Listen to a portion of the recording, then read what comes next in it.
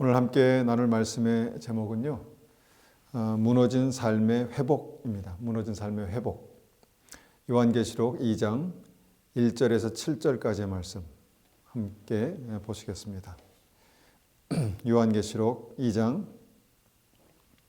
1절에서 7절까지 말씀입니다. 1절부터 받들어 읽겠습니다. 에베소 교회의 사자에게 편지하라. 오른손에 있는 7별을 붙잡고 7 금촛대 사이를 거니시는 이가 이르시되 내가 내 행위와 수고와 내 인내를 알고 또 악한 자들을 용납하지 아니한 것과 자칭 사도라 하되 아닌 자들을 시험하여 그의 거짓된 것을 내가 드러낸 것과 또 내가 참고 내 이름을 위하여 견디고 게으르지 아니한 것을 아노라. 그러나 너를 책망할 것이 있나니 너의 처음 사랑을 버렸느니라. 그러므로 어디서 떨어졌는지를 생각하고 회개하여 처음 행위를 가지라. 만일 그러하지 아니하고 회개하지 아니하면 내가 네게 가서 내 촛대를 그 자리에서 옮기리라. 오직 내게 이것이 있으니 내가 니골라 당의 행위를 미워한도다. 나도 이것을 미워하노라. 귀 있는 자는 성령이 교회들에게 하시는 말씀을 들을지어다. 이기는 그에게는 내가 하나님의 낙원에 있는 생명나무 열매를 주어 먹게 하리라. 자, 오늘 본문의 말씀을 간단하게 우리가 한번 생각해 보면요, 7별이 나옵니다. 7별. 이 7별은요, 주석을 보니까 주님의 사자 이렇게 나와 있는데 우리가 주님의 사자를 천사로 이해할 수 있고요. 그 다음에 목사로 그렇게 덜어는 그렇게 해석하기도 합니다. 그런데 주님의 사자는 그 교회에 정말 주님께서 보내신 어떤 그 책임 맡은 천사를 우리가 이해하는 것이 맞다라고 믿습니다. 7 금촛대가 또 나옵니다. 7 금촛대는요, 교회를 말하는 것입니다. 모든 교회를 이제 다 그 금촛대, 7 금촛대라고 그렇게 말할 수 있는가, 이렇게 우리가 생각해 볼 수 있는데, 이 당시에 이제 요한계시록 당시에 교회가 7개만 있었던 것은 아닙니다. 그런데 주님께서 대표적으로 7개의 교회를 이 가운데 기록해 두신 것을 우리가 볼 때, 교회는 이제 하나님께서 인정하시는 교회, 주님께서 세우신 교회, 주님께서 내 몸된 교회다라고 인정하시는 그 교회가 있다라는 생각을 하게 됩니다. 왜냐하면 주님께서 회개하지 않으면 내 촛대를 그 자리에서 옮기리라 이렇게도 말씀하셨거든요. 그러니까 촛대를 옮긴다는 것은 주님께서 인정하시지 않는 어떤 교회다라고 그렇게 이제 내가 너를 교회로 인정하지 않겠다라는 그런 말씀과 같은 것이죠. 그래서 우리가 이제 이 말씀에서 교회를 세 가지로 우리가 이해하게 됩니다. 첫 번째는 우리가 알고 있는 그 교회입니다. 말씀 그대로 교회. 많은 사람들이 모여서 주님을 예배하는 그 교회, 그리스도의 몸된 교회를 말할 수 있죠. 두 번째는요, 우리가 교회입니다. 우리. 너희는 성령이 거하시는 전이다. 고린도전서 6장 19절에 말씀하시죠. 그러니까 우리가 하나님의 전입니다. 성전입니다. 우리가 교회인 것이죠. 그래서 우리가 이제 많은 사람들이 모이는 어떤 성전만 성전이라고 우리가 생각하는 것이 아니라 우리 스스로가 하나님의 성전이다. 하나님의 교회다. 이렇게 우리가 또 이해할 수 있는 것이죠. 또한 주님께서 이렇게도 말씀하셨습니다. 마태복음 18장 20절 보니까 두세 사람이 모인 곳에 내가 그들 가운데 있겠다. 두세 사람, 두 사람도 좋고 세 사람. 그러니까 아주 작은 단위의 어떤 교회를 이제 말씀하는 것이죠. 저는 이것이 이제 가정이라고 믿습니다. 가정이 교회입니다. 가정이 우리가 이제 가정에서 가정 예배도 드리지 않습니까? 그 가정의 단위가 교회인 것입니다. 근데 중요한 것은 하나님께서 교회를 교회로 인정하셔야 주님께서 그 교회에 정말 7 촛대, 금촛대를 세우셔야 교회로 인정된다라는 것이죠. 그런데 말씀을 보니까 하나님께서 교회로 인정하시는 조건이 있습니다. 그것이 무엇입니까?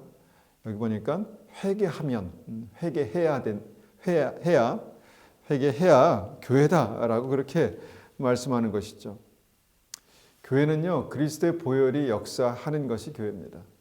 우리가 회개하면 예수님께서 흘리신 보혈로 우리를 정결케 하시고 우리를 흰 눈과 같이 하시겠다 약속하셨지 않습니까? 그래서 그리스도의 보혈이 역사하는 그것이 교회다라는 것이 이제 이 말씀에서 기록된 아주 중요한 진리죠.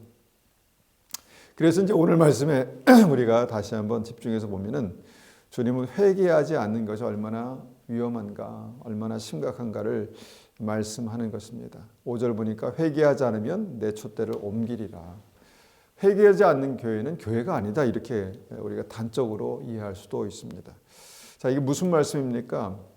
회개하지 않으면 내가 아무리 나는 하나님의 자녀야, 우리 가정에 하나님이 계셔, 우리 교회가 아주 좋은 교회야, 하나님께서 기뻐하시는 교회야 라고 말해도 아닐 수 있다라는 것입니다. 그런데 오늘 본문에서 에베소 교회가 지금 그 굉장히 위험한 선에 걸쳐 있었다는 것이죠. 하나님 앞에 뭘 크게 잘못했길래 내가 회개하지 않으면 촛대로 옮길 것이다, 이런 경고를 하셨을까요? 도대체 뭘 회개하라는 것일까? 우리가 말씀 보니까 주님께서 이렇게 말씀하십니다. 내가 처음 사랑을 버렸노라. 내가 처음 사랑을 버렸노라. 우리가 이제 좀 심각하게 생각했다가 이 부분에 오면은 마음이 조금 풀어진다라고 그렇게 느낍니다. 너의 처음 사랑을 버렸다. 사랑을 버린 것이 큰 문제였구나라는 것을 우리가 이렇게 깨닫게 됨과 동시에 그러면 어떻게 사랑을 버렸는가, 이런 생각을 하게 되는 것이죠.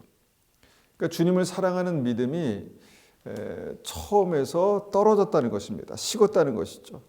그런데 이게 큰 문제라는 것이죠. 한때는 주님을 크게 사랑하는 믿음이 있었는데 지금은 더 이상 아니다라는 것입니다. 여러분, 주님을 사랑하지 않는 것이 그렇게 큰 문제인가, 어떻게 생각하십니까? 이게 정말 심각한 문제라면 우리가 고민해 봐야 합니다. 우리가 주님을 사랑하는 것이 믿음이다라는 것을 우리가 알고 있습니다. 믿음은 주님을 사랑하는 것입니다. 그런데 도대체 처음 사랑을 버린 그 구체적인 그 사랑을 버렸다고 말씀하시는 그 사랑의 문제가 구체적으로 어떤 문제일까라는 것이 고민이 되는 것이죠. 주님께서 이 말씀을 제게 주셔가지고 이제 설교를 말씀을 전하라고 주셔서 굉장히 부담이 되었습니다. 좀 뭔가 힘이 되고 위로가 되고 뭔가 은혜가 되는 그런 말씀을 전하고 싶다라는 생각을 했습니다. 주님, 좀 무거운데 좀 은혜가 되는, 좀 힘들어하시는 성도님들이 있는데 힘들어하는 분들을 위해서 좀 위로가 되고 힘이 되는 말씀이 없겠습니까? 이런 기도를 했습니다. 그래서 간절히 기도하고 주님의 말씀을 기다렸을 때 주님께서 제게 두 번째 주신 말씀도 회개에 관한 말씀이었습니다. 두 번째 주신 말씀이요. 이제 요새 저희가 에스라서를 이제 읽고 있는데 에스라서에 관한 말씀입니다. 그러니까 에스라서에는 이스라엘 백성들의 그 성전 재건하는 그런 일들이 기록된 말씀입니다. 그러니까 늘 우리가 구약을 읽으면서 자주 반복되는 이야기지만 하나님 앞에서 특히 이스라엘에 문제가 되는 죄가 있었습니다. 무엇입니까? 바로 우상 숭배의 문제입니다. 왜 이 사람들은 그렇게 하나님을 섬기다가 우상을 섬겼을까? 사실 우상이 그들에게 주는 뭔가 유혹이 있었습니다. 기쁨이 있었다는 것이죠. 하나님을 섬기는 것과 그냥 우상을 섬기는 것이 비슷하다면 사람들은 왜 자꾸 우상을 섬기겠습니까? 그런데 거기에 뭔가 죄가 있고 쾌락이 있었습니다. 그러니까 사람들이 하나님을 섬기다가 뭔가 하나님을 나는 섬기고 있으니까 또 섬겨도 되겠지, 이런 생각을 했는지 모르겠지만 이스라엘 백성들이 자꾸 하나님을 섬기다가 우상을 또 같이 섬기는 그런 일들이 있었다는 것입니다. 근데 그때마다 하나님께서 무척 진노하셨습니다. 그런데 이 당시에는 어떻게 됐냐면 하나님께서 하나님을 섬김과 동시에 우상을 섬기는 그 이스라엘 백성들을 망하게 하셨습니다. 그러니까 페르시아의 침공을 받게 하고 완전히 이스라엘의 나라를 잃어버렸습니다. 그리고 그때 하나님의 성전도 완전히 회파되고 파괴되고 모든 것을 다 잃어버렸습니다. 말씀을 읽으면서 이런 생각을 했습니다. 하나님은 하나님의 백성을 망하게도 하시는구나. 어떻게 생각하십니까? 하나님은 하나님의 백성을 망하게도 하십니다. 왜 망하게 하실까요? 살리시려고 그렇습니다. 살리시려고. 하나님은 당신의 백성을 망하게도 하신다는 것입니다. 성경을 읽다 보면 이스라엘이 망할 때 거의 그 주된 핵심의 이유는 딱 한 가지였습니다. 바로 우상 숭배. 하나님 외에 다른 신을 섬기는 것입니다. 사사기를 보면은 이제 많은 그 하나님께서 택하신 지도자들이 있었죠. 그런데 이것 때문에 거의 다 이것 때문에 다 망했습니다. 이스라엘도 이 문제 때문에 나라가 갈라졌고요. 이 문제 때문에 나라가 망한 것입니다. 이것이 에스라에 기록된 것처럼 이스라엘이 나라를 잃어버리고 성전이 다 무너지고 그런 다음에 이제 기록된 것이 이제 에스라서에 기록된 말씀이죠. 여러분, 문제가 모두 우상 숭배였습니다. 그런데 이 우상 숭배가 바로 무엇입니까? 바로 이것이 처음 사랑을 버린 것입니다. 처음 사랑을 버린 것입니다. 믿음의 본질은 하나님만을 사랑하는 것인데, 그런데 이스라엘 백성은 하나님을 사랑하다가 다른 우상도 사랑했다는 것입니다. 여러분, 우리가 친구는 뭐 그렇게 사랑할 수 있습니다. 친구는 우리가 두루두루 친하게 지내고 또 친하게 사랑할 수 있죠. 그런데 여러분, 그 사랑이 나뉠 수 없는 게 있죠. 부부간의 사랑이 그렇습니다. 아내나 남편은 하나님께서 정하신 한 사람만 사랑할 수 있습니다. 우리가 두루두루 다 사랑한다고 하면 아내를 사랑하는 것과 다른 여자를 사랑하는 것을 똑같이 한다면 문제가 되겠죠. 심각한 것입니다. 그런데 주님은 우리를 신부라고 말씀하시죠. 우리는 그리스도의 신부입니다. 그러니까 주님 한 분만 우리의 신랑이 되시는 것이 우리의 믿음이라는 것이죠. 그런데 주님을 사랑하는 믿음에 다른 사랑이 들어왔다라는 것입니다. 그것이 바로 우상입니다. 이것을 우리는 그냥 믿음의 외도라고 그렇게 이해해도 좋을 것 같습니다. 여러분, 외도하는 믿음은요, 믿음을 버린 것입니다. 그렇지 않습니까? 외도하는 사람은 가정을 버린 것입니다. 사랑을 버린 것입니다. 그래서 우상 숭배는 외도하는 믿음입니다. 그런데 우리가 잘 생각해 보면요, 이 시대에 만연한 믿음이 바로 외도하는 믿음이다라는 생각을 합니다. 이 시대 교회가요, 우상을 섬기고 있습니다. 어떻게 외도를 합니까? 어떻게 우상을 섬깁니까? 하나님만 섬깁니다라고 그렇게 말하지만 잘 자세히 들여다보면 여기에 심각한 문제가 있는 것을 봅니다. 주님께서 이제 이 우상의 문제 또 이제 그 주님만 처음 사랑을 버린 문제를 말씀하시다가 이제 이 계시록 본문을 보면은 갑자기 6절에 보니까 이렇게 말씀하시죠. 오직 내게 이것이 있으니 내가 니골라 당의 행위를 미워하는도다. 나도 이것을 미워하노라. 그러니까 이 말씀은 뭐냐면 이 니골라 당의 어떤 이 문제 때문에 처음 사랑을 버리는 어떤 그런 문제 영향력이 있었다라는 것입니다. 그런데 갑자기 뜬금없이 니골라 당이 나오는가 우리는 이렇게 생각할 수 있죠. 이 니골라 당은 이제 니골라라는 사도들이 세운 7 집사 중에 한 사람이었죠. 그 사람의 신앙을 본받아서 굉장히 영향력 있는 신앙이었던 것 같습니다. 그 사람의 신앙을 본받으며 그를 따르던 사람들이 어떤 그 만든 어떤 분파라고 할까요? 그런 것이었습니다. 굉장히 영향력 있는 한 사람의 영향이 이제 여러 사람들에게 어떤 그 같은 믿음을 따르게 했다는 것이죠. 그런데 문제는 그것이 변질된 믿음이었습니다. 어떻게 변질되었을까요? 니골라 당을 이제 간단하게 이제 이 니골라 당의 믿음을 간단하게 요약하면 이렇습니다. 인간의 구원받는 데 있어서 영혼과 육체를 분리해서 육체의 범죄는 구원에 영향이 없다라고 생각하는 것입니다. 그러니까 뭐냐면 내가 예수님을 영접했습니다. 내 믿음이 있습니다. 그리고 나서 믿음이 있는 사람이 세상에 돌아가 삶을 아무렇게나 살아도 구원받는 데 문제가 없다 이렇게 생각한다는 것입니다. 그러니까 그리스도를 영접하고 구원받는 사람은 육체로 범죄해도, 그러니까 삶을 아무렇게나 살아도 구원에서 떨어지지 않는다라는 주장입니다. 그런데 이 주장을 보면요, 이 시대의 믿음과 굉장히 흡사합니다. 나는 구원받았으니까, 난 교회 다니니까 나는 문제 없다는 것입니다. 그러고 나서 주일날 정말 예배를 드리고 나머지 삶의 세상에 들어가면 세상 사는 사람과 세상에서 믿음이 없는 사람과 거의 똑같습니다. 다름이 없습니다. 그러니까 이 주장이 뭐냐면 이것이 무엇인가 하면 구원받은 사람이라면 음행이나 우상 숭배의 죄를 범해도 그것이 그 사람의 구원에서 절대로 떨어뜨릴 수 없다라는 것이죠. 여러분은 어떻게 생각하십니까? 이 사람이 구원의 확신이 있습니다. 그런데 그가 구원의 확신이 있기 때문에 먹고 살다 보니까 그냥 세상에 들어가서 흥청망청 그냥 아무렇게나 살았다는 것입니다. 어떤 선이 없이 아무렇게나 살았다는 것입니다. 그리고 혹여 그 사람이 우상의 죄를 범해도 그 사람은 구원받는데 절대로 문제가 없다 이렇게 생각한다는 것이죠. 이것이 니골라당의 믿음이었습니다. 여러분, 이 시대의 믿음이 그렇게 변질되고 있다라는 생각을 여러분 어떻게 좀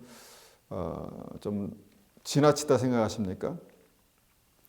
이 시대의 믿음도 어떤 면에서는 참 그렇게 이제 변론할 수 있습니다. 내 믿음이 연약한데, 내가 연약한데, 어쩔 수 없다는 것입니다. 연약하기 때문에 어쩔 수 없다는 것입니다. 근데 무서운 것은 뭐냐면요, 연약하기 때문에 이미 구원받았으니까, 구원의 확신이 있었으니까, 예수님 영접했으니까 그냥 그 상태에 머물러 있겠다는 것입니다. 어쩔 수 없다는 것이죠. 그런데 주님께서 그런 믿음에 대해서 만약 내가 처음 사랑을 버렸노라 라고 지적하신다면, 말씀하신다면 어떨까요?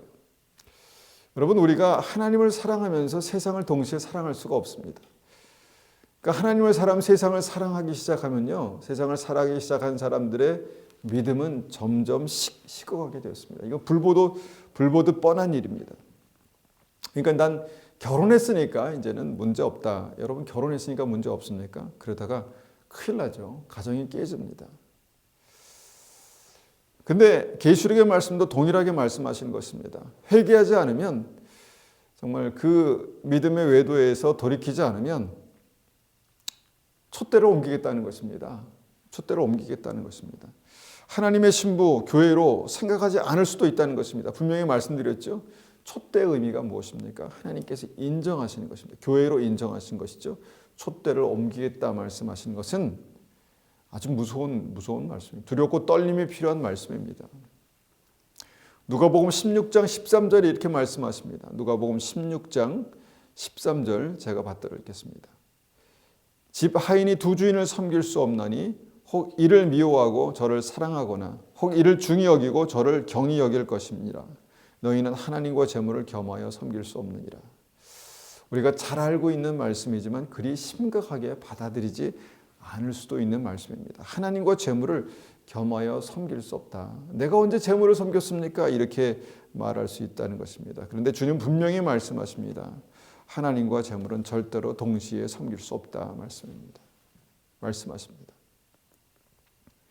하나님은요, 우리의 모든 필요를 공급하십니다. 우리의 모든 것은 주님의 축복입니다.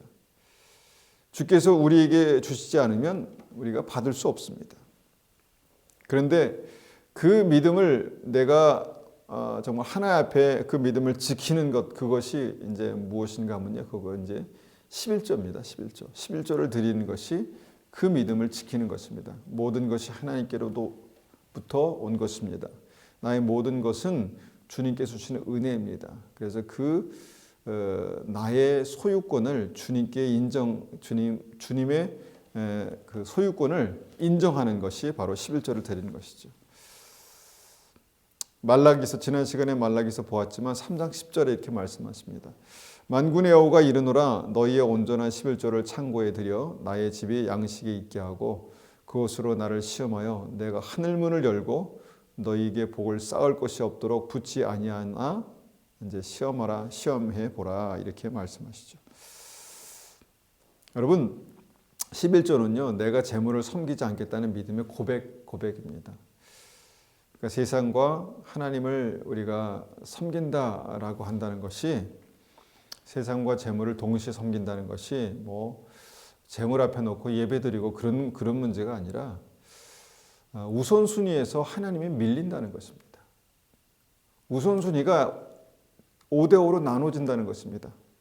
그런데 그렇게 됩니까? 보통은 우선순위가 먼저 내 마음이 재물로 갈 때가 많다는 것입니다. 재물이 나의 삶의 우선순위가 되고 그 다음에 믿음이 되는 경우가 많다는 것입니다. 이것이 바로 사랑이 나뉘는 것입니다. 믿음의 외도가 되는 것이죠.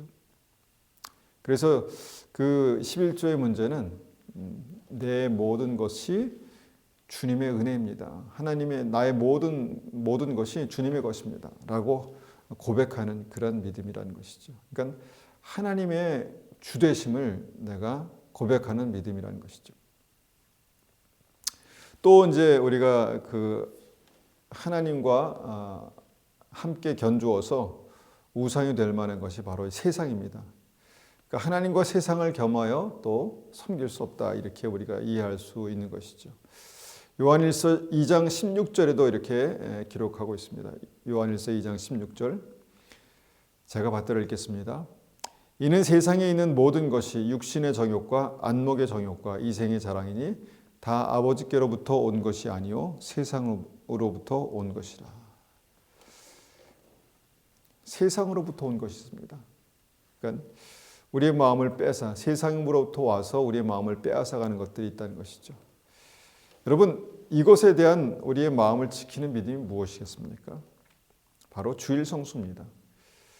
내가 내 삶에 그 주신 시간 7일 가운데 하루를 구별해서 주님을 예배하는 거룩한 주일로 지키는 것입니다. 그런데 요즘 같은 바쁜 시대에 정말 하나님만 예배하기 위해서 하루를 구별한다는 게 정말 쉽지 않습니다.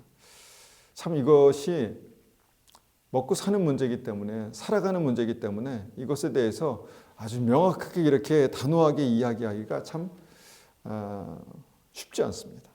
그런데 분명한 것은 이것을 주님께서 십계명에 기록해 두셨다는 것입니다.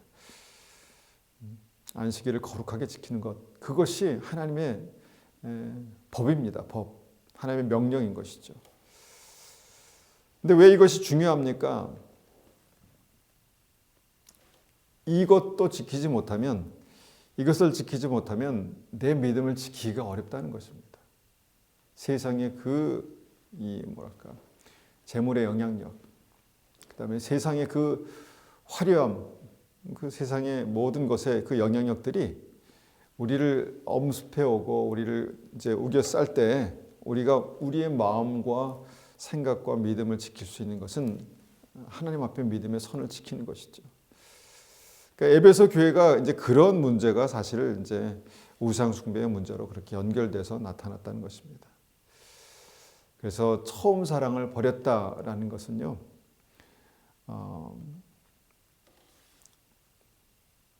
바로 그런 의미이죠. 그런 의미입니다. 회개하지 않으면 촛대로 옮기겠다. 주님의 엄히하신 경고의 말씀입니다. 그래서 이 시대 교회가 지금 세상과 하나님을 겸하여 섬기고 있다라는 것을 생각해 봅니다. 세상과 재물을 겸하여 섬기고 있다라고 생각해 봅니다.